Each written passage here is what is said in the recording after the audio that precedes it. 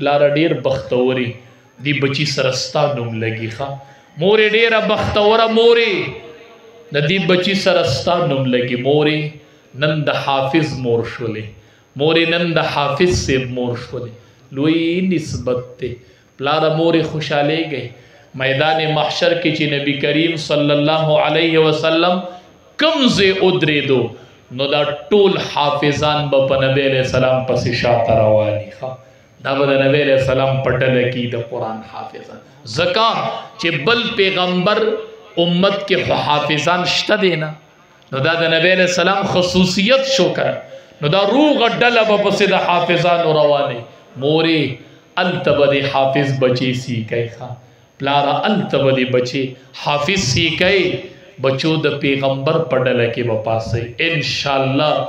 سوک پچا پسیزی او سوک پچاچا پسیزی چاته چا مبارک او چاته چاچا مبارک او تاسو ته امام الانبیاء مبارک ان شاء الله تاسو به د امام الانبیاء پډله کې پاسه بچو قرآن به یاد وړئ ښه بچو قرآن به نه هېروئ بچو دا قرآن به یاد قبر ته کوزوئ دا یاد قرآن به قبر ته وړئ دا قرآن به نه هېروئ او پلاره ډېر بختوري مورې ډېره بختوری نن به حافظ بچې کور ته درشي حافظ بچې به درشي مورې ته چې نن کټونه سمئ ماښام کټ سمئ نو یو کټ په حافظ بچی له سم کې الله اکبر مورې ستا قدر په ما بر اسمان مور خو الله در باندې ډېر فضل وکړو چې داسې یو ګلالۍ بچی درک ته چې حافظ بچی له کټ سم کې کمه کمره کې حافظ قرآن ودشي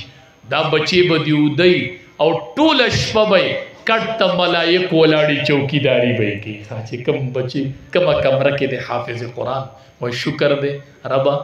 دیکھیں دا میں دا حافظ قرآن بچی کمرہ دا دا میں دا حافظ سے بچی کٹ دے دا میں دا حافظ سے بچی پیزار دے دا میں دا حافظ بچی کپڑی دی زبا انسان پوری ونی سم زبا خکل کم دا زما دا حافظ بچی پیزار دے دا زما دا حافظ بچی کٹ دے دا زما یو حافظ سے بچوڑے دے دا میں دا غا کمرہ دا دا غا کٹ دے شکر و باسی چی اللہ دمر لوئی نعمت در